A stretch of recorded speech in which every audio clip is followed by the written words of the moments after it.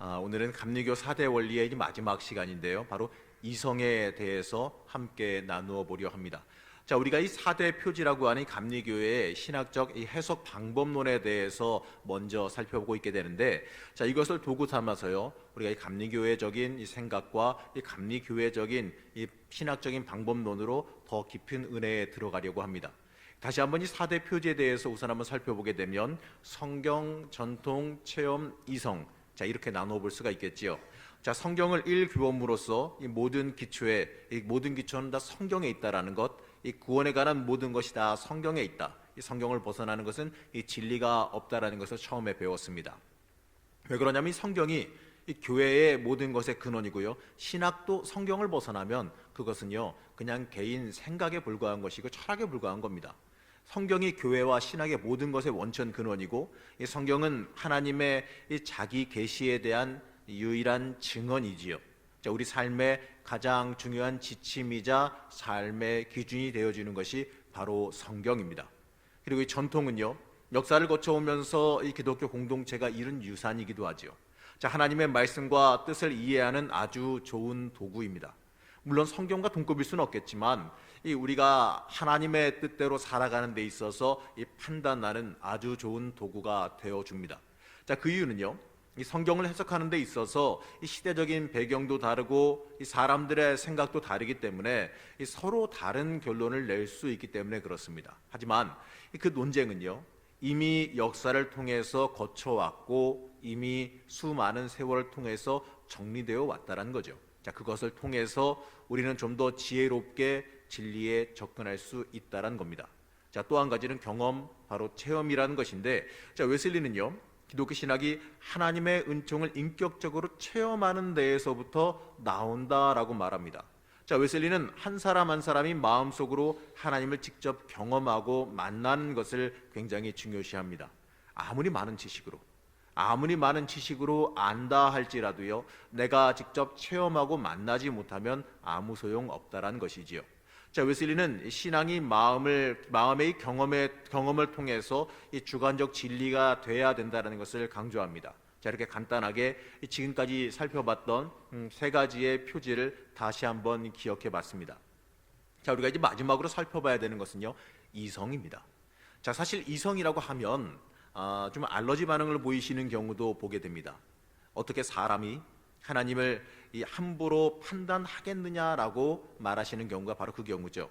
하지만 우리가 알아야 되는 것이 하나 있는데, 자, 이성이라고 하는 이 능력은요, 하나님께서 이 성령님을 통해서 우리에게 주신 능력이자 귀한 달란트라는 겁니다. 자, 이성은 하나님께서 우리에게 주신 분별의 영이라는 거죠. 자, 어떻습니까?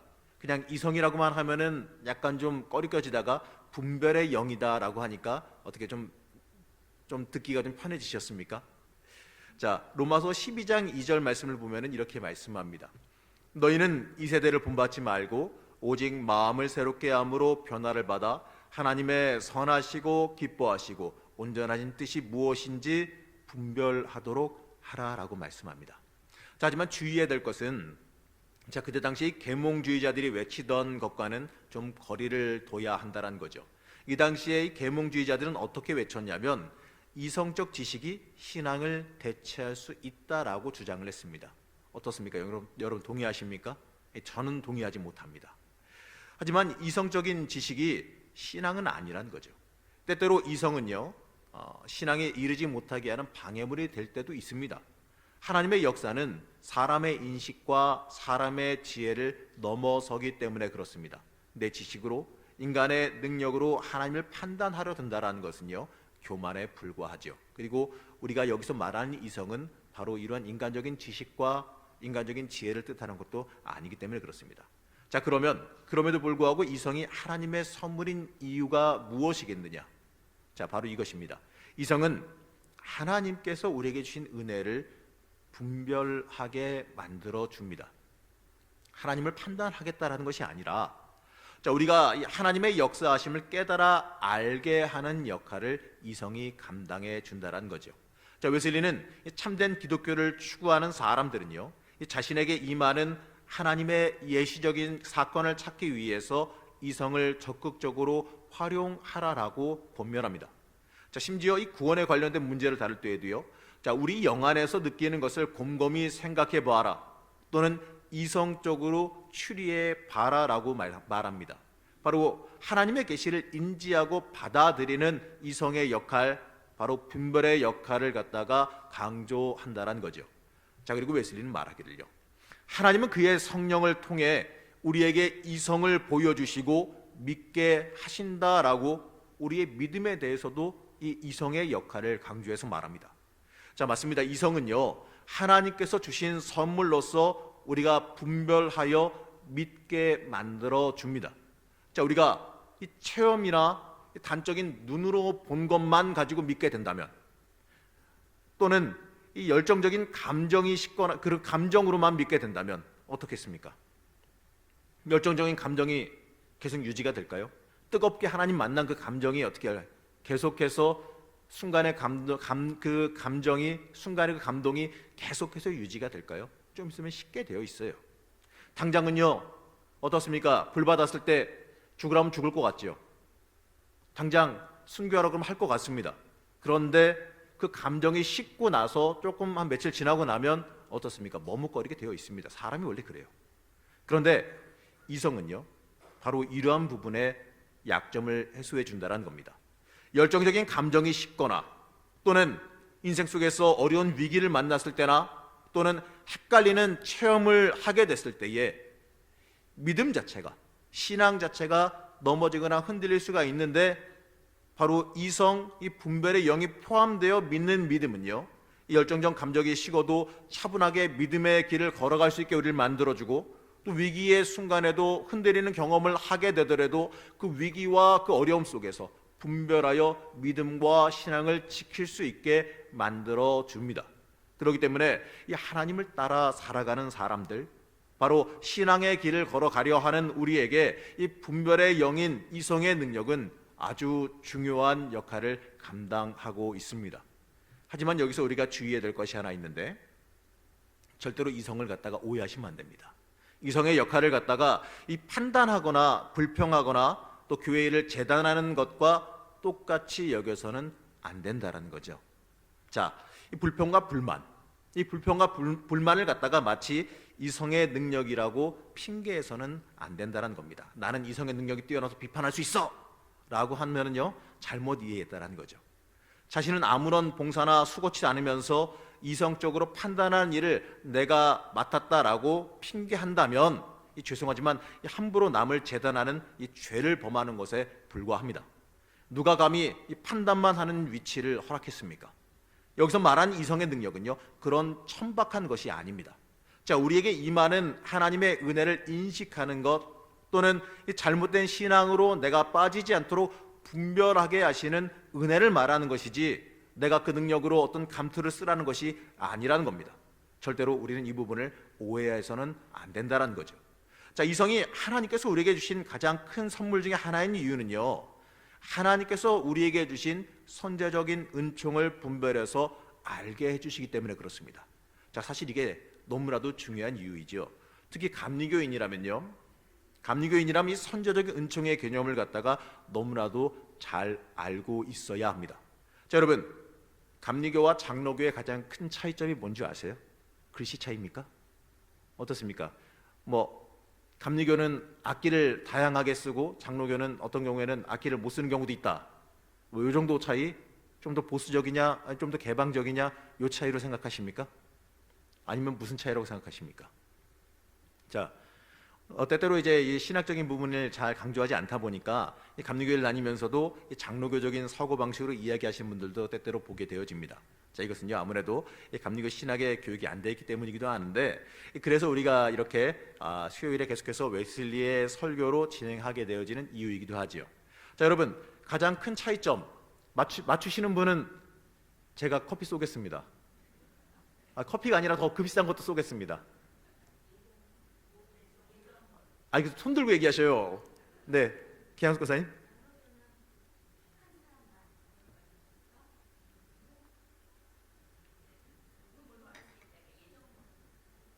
네, 용어는 확실치 않지만 뜻은 대충 맞습니다. 자, 뭐냐면요, 만인이 다 구원받을 수 있느냐, 아니면 예정론, 이중예중론이라고도 하죠. 태초부터 선택된 자들이 있다라는 거예요. 태초부터 구원받기로 선택되어진 자들이 있어서 그 사람들만 구원받을 수 있다라는 것, 바로 이것의 차이점입니다. 네, 여미옥 권사님 아쉬우시죠? 같이 두 분 다 드셔요. 제 이름 대고. 네. 웨슬리는 그것을 말하기 전에 이 선제적 은총, 이 선행 은총이라고도 부르는 하나님의 전적인 은혜를 우리가 이해해야 한다라고 말합니다.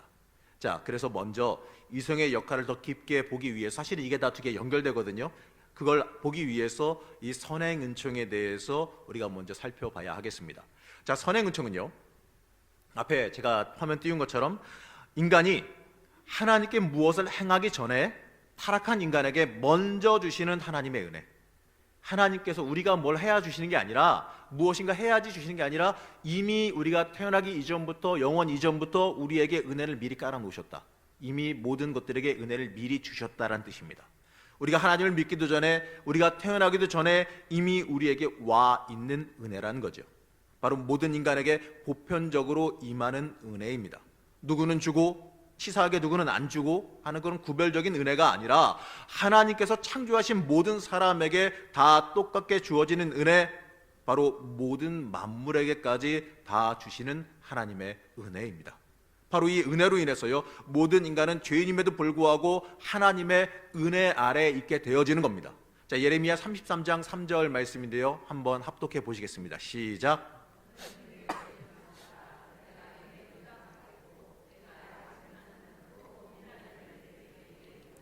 이건 아마 외우고 계신 분도 많으실 겁니다. 자, 여기서 우리가 키포인트로 봐야 될 것은요, 크고 은밀한 일을 보여주신다라는 겁니다. 자, 예레미야를 통해서 주시는 이 말씀에서도요, 크고 은밀한 일을 우리에게 보여주신다라고 말하지요. 자, 이 크고 은밀한 일은 뭐겠습니까? 하나님의 계획을 뜻하는데, 당시 이스라엘의 구원을 뜻하기도 하지만 구속사적으로 모든 인류의 구원을 뜻하기도 합니다. 자, 이처럼 우리에게 알려주시는 크고 은밀한 일이 이미 우리에게 이 선행 은총으로서 주어져 있습니다.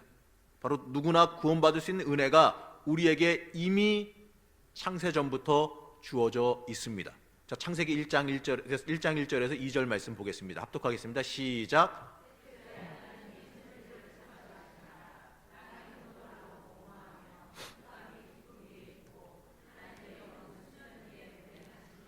자, 아무것도 만들기 전에, 자, 혼돈 카오스 상태에서도 이미 하나님의 영이 수면 위에 운행하고 있다 그랬습니다. 창조기를 말하는 창세기 1장 1절에서 2절은 말하는데 이미 여기서부터 말씀하시는 거예요. 태초에 하나님의 영이 운행하셨다. 이처럼 우리의 인생 자체, 바로 창조 전부터 우리를 구원하시기로 이미 작정하셨고 그 은혜를 이미 주셨습니다. 그게 바로 선행 은총입니다. 우리에게 하나님의 은혜를 알게끔 하셨다는 거죠. 자, 여러분, 우리는 죄인입니다. 이건요, 여러분들이 고백을 하시던 고백을 하지 않던, 인정하든 인정하지 않던 어쩔 수가 없어요. 우리는 이미 원죄를 지니고 있는 죄인입니다. 이게 기독교의 가장 중요한 고백 중에 하나입니다. 나는 원죄로 인한 죄인이기 때문에 내 능력으로 구원을 받을 수 있다, 없다? 없다. 이 율법을 통해서 우리가 알 수 있는 것도요, 율법을 다 100% 완벽하게 퍼펙트하게 지켜 행하면, 중요한 건요, 불가능해요. 지켜 행할 수가 없어요. 율법을 우리가 지켜 행하면서 아는 건요, 인간의 한계성, 못하겠구나, 나는 부족하구나, 내 힘으로 안 되는구나, 나는 죄인이구나, 이걸 깨달아 알게 되는 거죠. 나는 완전하지 못하다는 것을 알게 됩니다. 자, 그래서 우리는 늘 하나님 앞에 고백해야 되는 것이 뭐냐면, 하나님, 나는 죄인입니다. 이렇게 고백해야지요. 예수 그리스도의 그 십자가 은총으로 인하여서 이 하나님과의 막힌 담, 그것이 우리의 죄악이 해결되어지고 우리가 구원받을 수 있는 존재가 이제 되어졌습니다. 다시 태어났죠.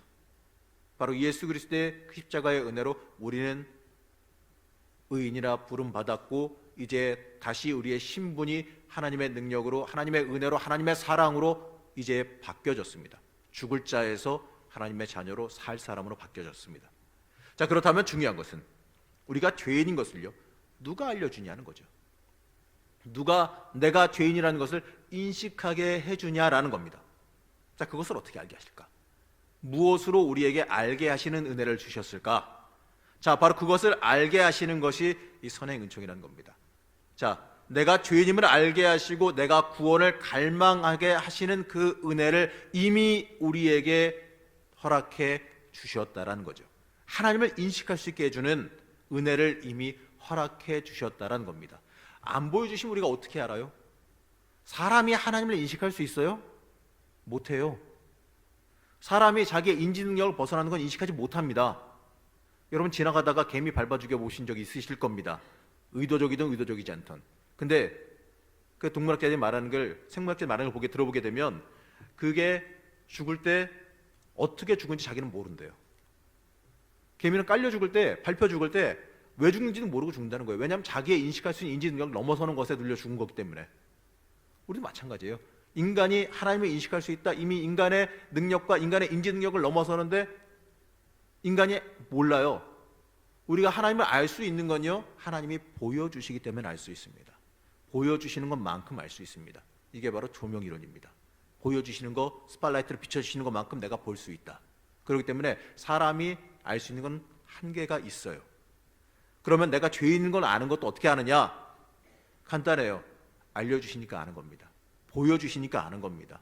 내가 예수 앞에 가까이 나가면 그 은혜의 불빛으로 인하여서 내 죄가 보입니다. 바로 하나님을 인식할 수 있게 하는 그 은혜를 우리에게 이미 태초부터 허락해 주셨다라는 거죠.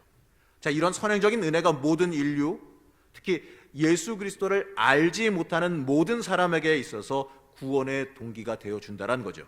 이 선행 은총의 이 역할은요, 어느 정도 조금이라도 인간이 자신의 죄를 깨닫고 하나님을 찾으며 자신의 구원을 갈망하게 만드는 역할을 해줍니다.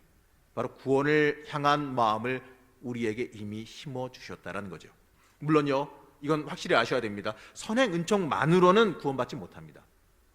인식하게 하는 거지, 알게 하는 거지, 그거 자체가 구원으로 우리가 이르게 해주지는 못하는 거죠. 구원은요, 선행 은총은 하나님께 나아가게 하지만 그것은 안 되는데, 바로 성령의 역사, 우리를 새롭게 태어나게 하는 예수 그리스도의 십자가의 은총만이, 우리의 오직 믿음만이 우리를 구원할 수 있기 때문에 그렇습니다. 하지만 이 선행 은총으로 인해서 모든 사람에게 구원의 가능성이 열려 있고 이미 주어져 있다라는 것이지요. 자, 웨슬리는요, 우리가 이 하나님의 은혜를 인식하게 하는 게 바로 이성의 역할이라고 말합니다. 자, 바로 양심이라고도 양심이라고도 바꿔서 표현하기도 합니다. 내가 죄인임을 깨달아 알고 선한 길을 추구하게 하는 것, 자, 이것을 갖다 양심이라고 말하는데, 이 양심도요, 여러분 어때요? 양심 여러분의 본성으로 가지고 있는 것 같으십니까? 아니면 양심마저도 하나님이 주신 걸까요? 이 양심은요, 절대로 우리 인간 스스로 가지고 있는 게 아닙니다.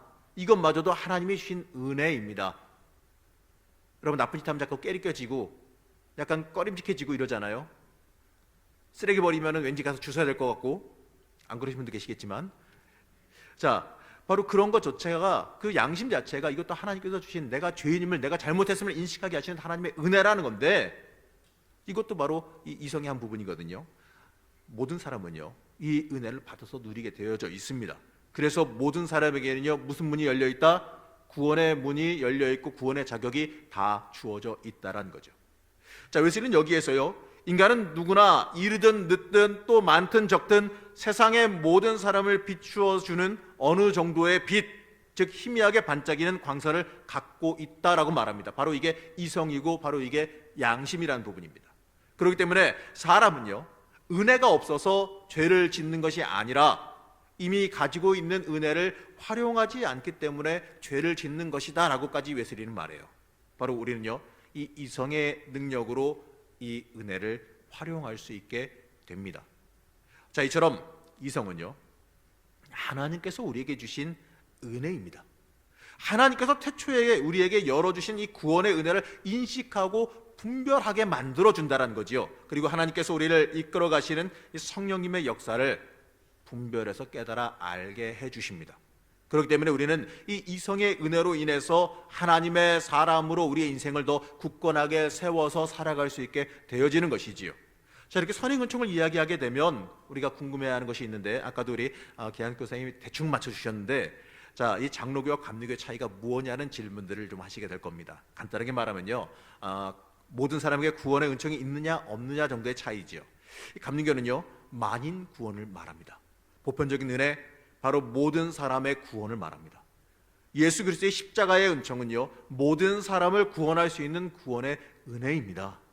웨슬리는 칼빈주의자들이 말하는 예정론을 기독교 교리에서 가장 위험한 교리로 보게 되는데 좀 세게 말하더라고요. 화면 띄워주시면 되겠습니다.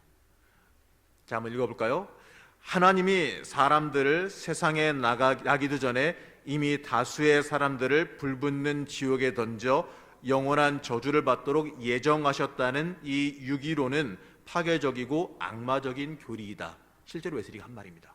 이 유기론, 바로 하나님께서 이미 특별한 사람들을, 특정한 사람들을 갖다가 누가 될지는 모르겠지만 유기해서 따로 유배해 놓으셨다는 얘기인데, 이것 자체가 주님의 은혜를 너무 축소시키는 거 아니냐라는 비판이지요.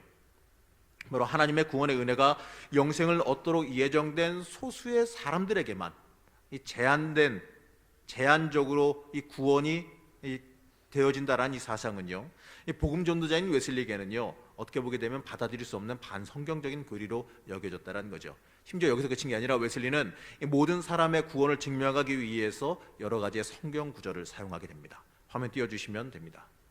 자, 보시게 되면 제가 읽어드릴게요. 첫 번째, 요한복음 4장 42절 말씀인데, 이제 구절은 생략하고 읽기만 할게요. 그는 세상의 구주이시다. 그는 세상 죄를 지고 가는 하나님의 어린 양이다. 자, 여기 세상 죄, 특별한 한두 사람의 죄가 아니라, 선택된 사람의 죄가 아니라 모든 사람의 죄입니다. 자, 이는 저를 믿는 자마다 영생을 얻게 하려 하심이라. 오직 믿음으로만 구원을 받는 거죠. 선택된 자만 구원받는 게 아니라, 자, 이는 저를 믿는 자마다 멸망치 않고 영생을 얻게 하려 하심이라. 믿는데 선택 못 받았어요. 그럼 어떻게 되겠습니까? 그게 말이 안 된다는 얘기예요. 하나님이 그 아들을 세상에 보내신 것은 온 세상을 심판하려 하심이 아니요 저로 말미암아 세상을 구원받게 하려 하심이라. 자, 하나님의 마음은요, 살리기 위한다라는 겁니다. 분별해서 선택해서 어떻게 하는 게 아니라 전체를 다 살리기 위하신다는 거고요. 또 6번을 보게 되면 저를 믿는 자는 심판을 받지 아니하는 것이요 믿지 아니하는 자는 하나님의 독생자의 이름을 믿지 아니함으로 벌써 심판을 받은 것이라. 구원은 믿음으로 결정된다는 얘기입니다. 그리고 그는 우리의 죄만 아니라 온 세상 사람들의 죄를 위하여 화목제물이 되심이라. 온 세상 사람들을 위하여. 또 우리 소망을 살아계신 하나님께 두미니 곧 모든 사람을 위하여 자기를 속전으로 주셨으니, 모든 사람을 위하여. 자, 웨슬리의 강조점입니다. 또 이를 행하심은 하나님의 은혜로 말미암아 모든 사람을 위하여 죽음을 맛보려 하심이라 라고 말합니다. 자, 많은 신학자들이 예수 그리스도의 이 대속의 십자가의 사건을 말하기를요, 테야르 차르댕도 이렇게 말하는데 우주적 예수 그리스도라고 말합니다. 바로 우주적 구원의 역사라고까지 말합니다. 예수님의 그 십자가의 대속의 은총은 지구 위에 있는 사람 정도를 구원하는 정도가 아니라 온 우주의 모든 생명체를 다 구원할 수 있을 정도로 커다란 사랑의 역사이고 커다란 하나님의 사랑의 은총이라고 강조합니다. 너무나도 큰 사랑이고 엄청난 구원의 은혜이기 때문에 지구 전체를 넘어서서 우주 전체를 다 덮을 정도의 구원의 은총이라고 여기고 말하는데, 그런데 예수 그리스도의 대속의 죽음이 그저 선택된 자들만을 위해서 한정된다는 것은요, 예수 그리스도의 은혜를 감히 제한하는 교만된 행위에 불과하다라는 주장이죠. 자, 웨슬리는 이 당시에 유행하던 이중 예정론, 바로 하나님께서 이 무조건적인 선택과 창세 전의 이중 예정론은 인류에게 주어진 보편적인 은혜와 공존할 수 없다라고까지 말합니다. 자, 웨슬리는 그때 당시에 영국에 퍼져 있던 이 칼빈주의의 5대 강령, 이 튤립이라고 부르기도 하는데 앞자만 따서요, 그 강령에 반대합니다. 다행히도 앞에 보이는 것 같네요. 자, 보게 되면 칼빈주의는 이 첫 번째 것만 웨슬리는 동의해요. 칼빈주의는 뭐라고 말하냐면 인류가 전적으로 타락했다. 동의합니다. 웨슬리도 모든 인류가 전적으로 타락했다는 것에 동의합니다. 근데 두 번째, 자, 무조건적인 선택이다라고 칼빈주의는 말해요. 오직 하나님의 절대 주권만으로 선택이 이루어진다. 하나님의 주권을 강조하는 건 좋지만, 그러면 누구는 선택되어지고 누구는 선택되지 못하는 기준이 뭐냐라는 겁니다. 이 조건적인 선택, 이거는요, 회개를 포함해서 믿음은 조건적으로 구원이 이루어진다는 얘기예요. 바로 뭐냐면 회개하고 예수 그리스도를 믿는 그 믿음으로, 오직 믿음으로 구원받는 것이지 누구는 죽었다 깨나도 안 되고 이거 아니란 얘기예요. 그리고 두 번째는 제한적인 구원. 구원의 은혜가 제한된 사람 숫자에 맞춰서만 진행되어진다? 아니죠. 웨슬리는 뭐라고 말하냐면 무제한적인 구원이다. 누구나 예수 그리스도를 믿는 자는 누구나 영생을 얻을 수 있다라는 겁니다. 모든 인류에게. 자, 그리고요, 이 불가항력적인 은혜라고 말하는데 이름 멋지죠. 불가항력적인, 하나님이 주신 은혜를 갖다가 우리가 거부할 수 없다라는 식의 얘기인데, 이건 뭐냐면 이 구원의 은혜에 대한 거, 내가 죄를 짓든 안 짓든, 내가 잘못하든 안 하든 무조건 받는다, 이게 아니에요. 보게 되면 웨슬리는 가항력적인 은혜라고 말합니다. 모든 인간은 구원의 은혜를 저항할 수 있다는 얘기예요. 그리고 마지막으로 성도의 견인이론을 말해요. 하나님께서 이제 끌고 가신다라는 이야기인데, 한번 선택받은 사람은 최후까지 구원을 잃지 않고 지켜진다라고 칼빈주의는 말합니다. 하지만 웨슬리는 뭐라고 말하면 성도의 완전 성화를 이야기합니다. 한번 구원의 은혜를 맛본 사람일지라도 구원을 잃어버릴 수 있기 때문에 항상 하나님의 은혜에 의지하고 매일매일 예수님 닮아가는 완전 성화를 이루기까지 우리는 힘써야 된다. 매일매일 성화를 이루는 삶을 살아가야 된다는 얘기입니다. 우리는 구원받았기 때문에 죄 지어도 괜찮아, 이게 아니라 내가 구원을 잃어버리고 놓칠까봐 매 순간순간마다 회개하며 매 순간순간마다 넘어지더라도 다시 일어나서 예수 그리스도를 향해서 다시 걸어가는 성화의 삶을 살아가야 한다고 말하는 거죠. 자, 살펴보게 되면 웨슬리는 이 첫 번째 교리 빼고는 다 반대하는 걸 보게 됩니다. 자, 웨슬리는 만약에 이 칼빈주의의 예정론이 맞다면 이렇게까지 말해요. 모든 설교와 전도가 아무 소용없지 않겠느냐라고 질문합니다. 물론 단적으로 말한 거라서 이 칼빈주의 쪽에서는 또 여기에 대해서 대답이 다 있어요. 그러나 또 거기에 대한 공격도 있기 마련이죠. 보게 되면 웨슬리는 이렇게 말합니다. 이미 선택된 사람들에게는 설교도 필요 없고 이미 버림받은 사람들에게는 아무 소용이 없다. 자비도 필요 없고 복음 전도도 필요 없는 거 아니냐.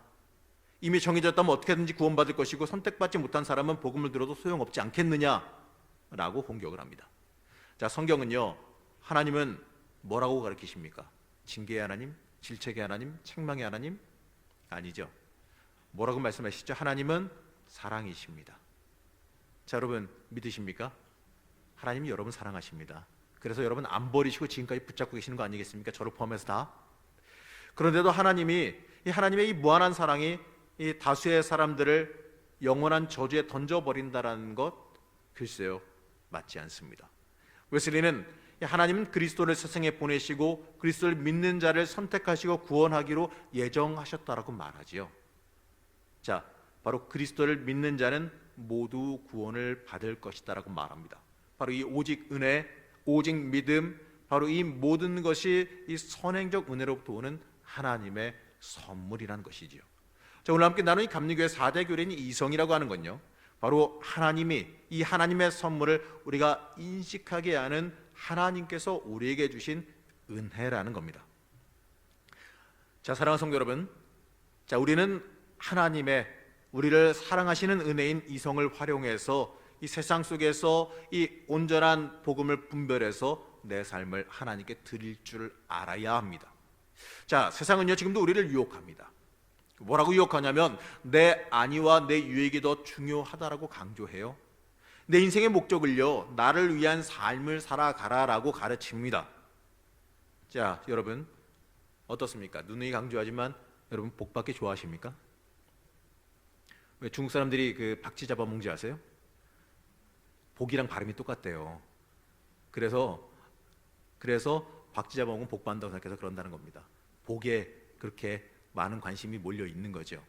근데 우리라고 안 그럴 것 같아요? 복 받는 거 여러분 참 좋아하셔요. 우리나라 사람들이 복이라고 하면 자다가도 일어날 정도로 좋아들 합니다. 근데 이 복의 개념이요, 우리가 좀 제대로 좀 알아야 돼요. 뭐가 복인지. 이게 바로 이제 이성적으로 하나님 주신 능력을 분별해야 된다는 거거든요.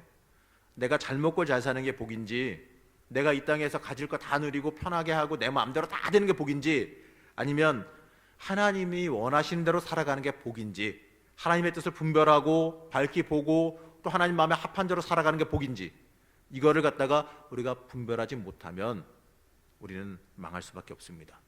그렇기 때문에 우리는 이 분별의 영을 우리가 간구하며 살아갈 줄 알아야 됩니다. 자, 우리가 영적으로 분별해야 되는 거예요. 하나님이 원하시는 모습대로 살아가기 위해서 분별의 영을 간구해야 됩니다. 자, 우리는 영적으로 분별해야 되는데 하나님께서 주신 이 이성의 능력으로 우리는 분별하며 살아가야 합니다. 내 인생은 나를 위한 것이 아니라 하나님을 위한 것이고 하나님께 쓰임받기 위한 것이다라는 것을 알아야 합니다. 그러면 이렇게 말씀하시는 분들이 있습니다. 목사님, 그러면은 간구의 기도는 다 틀린 겁니까? 이런 흑백 논리로 나가시면 안 돼요. 자, 간구의 기도 해야지요. 아니, 간구의 기도 해야 됩니다. 그러니까 복잡해질 필요가 없어요. 목적이 중요한 겁니다. 뭐를 위해서 간구하십니까? 뭐를 위해서 잘 돼야 되고 뭐를 위해서 높아져야 됩니까? 여기 할머니들 많이 계시는데 할머니들 대부분 하시는 기도 중에 가장 큰 기도가 손주들 잘 되길 위해서 기도하실 거고 건강을 위해서 기도하실 거고 또 자녀들 잘 되기 위해서 기도하실 겁니다. 이제 계양숙 권사님도 할머니 되셨으니까 하시겠죠? 끄덕이시는 게 너무 커졌어. 자, 그런데 왜 잘 돼야 되고 왜 건강해야 되고 왜 복받아야 됩니까? 무엇을 위해서?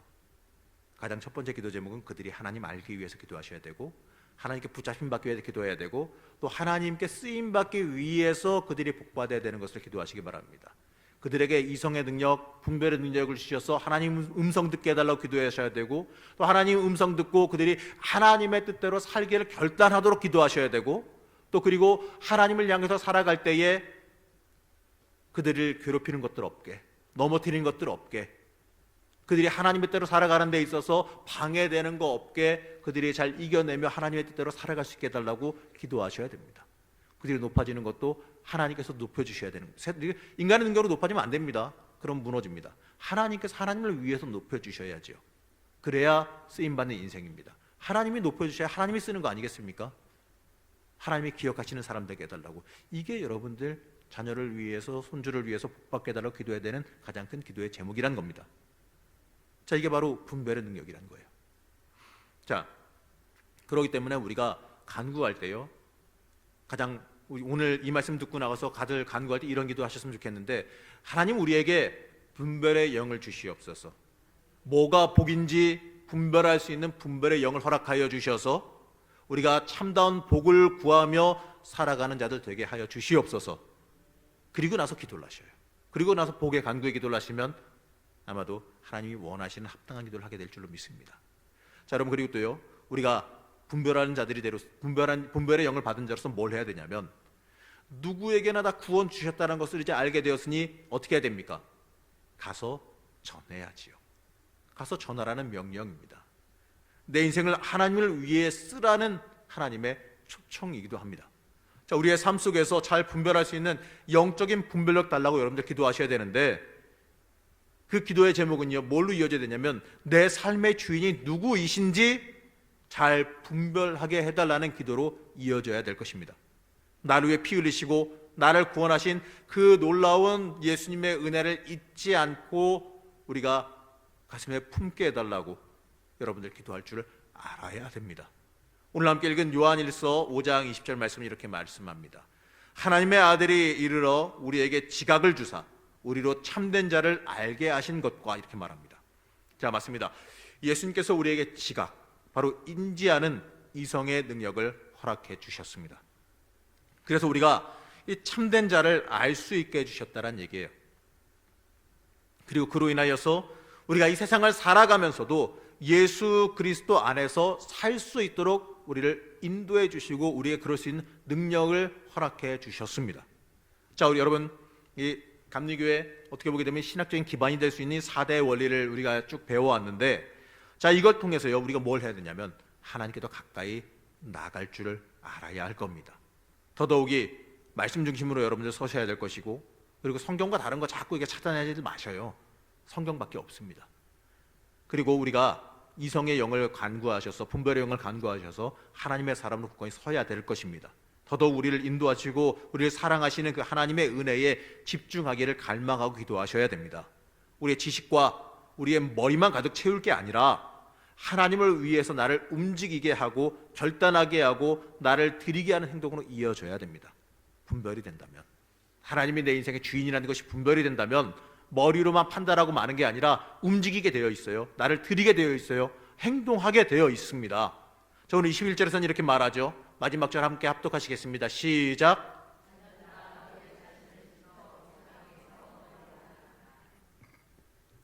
사랑하는 성도 여러분, 우리는 하나님의 사람으로 살아가기를 결단해야 됩니다. 여기서 우상이 뭐겠습니까? 우상이 뭘까요? 꼭 신상, 뭐게 불상 앞에 절해야 이게 우상이겠습니까? 사람에게 절해야 우상이겠습니까? 내가 우상이에요. 내 욕심 추구하고 살아가는 것, 내 안위와 내 편의, 내가 높아지려고 살아가는 것 그 자체가 이미 우상입니다. 여러분, 교회에서 죄송하지만 봉사하시고 활동하시고 이러실 때 주의해야 될 게 뭐냐면 내가 나를 높이고 있지는 않은지 이거 주의하셔야 됩니다. 내 잘남을 드러내고 있지는 않은지 내가 잘해서 높아졌어. 죄송합니다. 넘어집니다. 아닙니다. 그래서는 안 됩니다. 내가 드러나는 게 아니라 하나님이 드러나야 됩니다. 내가 드러나면 여러분 주의하셔야 됩니다. 심지어 이렇게 이러할 필요까지는 없지만 주변에서 자꾸 나를 칭찬하잖아요. 진짜 나를 칭찬하면 경계하셔야 됩니다. 혹시라도 내가 드러날까봐, 혹시라도 내가 넘어질까봐 경계하셔야 됩니다. 자녀들아, 너희 자신을 지켜 우상에서 멀리하라라고 말씀하시지요. 내가 하나님을 위해서 부름받았다는 것도 잊지 마시고, 우리가 하나님의 자녀로서 하나님의 소유임도 잊지 마시고, 그렇기 때문에 우리가 주인되게 만들려는, 내가 주인되게 만들려는 그 우상으로부터, 이 세상 권세와 세상 유익으로부터 구별되기를 간구하시기 바랍니다. 분별되기를 간구하시고 분별의 영을 받기를 간구하시기 바랍니다. 우리 스스로를 하나님의 사람으로 지켜나가시는 여러분들 되시길 바랍니다. 여러분, 이 시간 여러분 듣고 나가실 때 분별의 영, 우리가 이 분별의 영이 판단의 영이 아니에요. 분별의 영, 내가 영적으로 바로 서게 되는 이 분별의 영을 간구하셔서 하나님의 사람으로서, 또 구원받은 사람으로서 하나님께 부름받은 대로 쓰임받으며 살아가시기를 결단하시고 소망하시는 여러분들 되시기를 시작한 절에 축원합니다.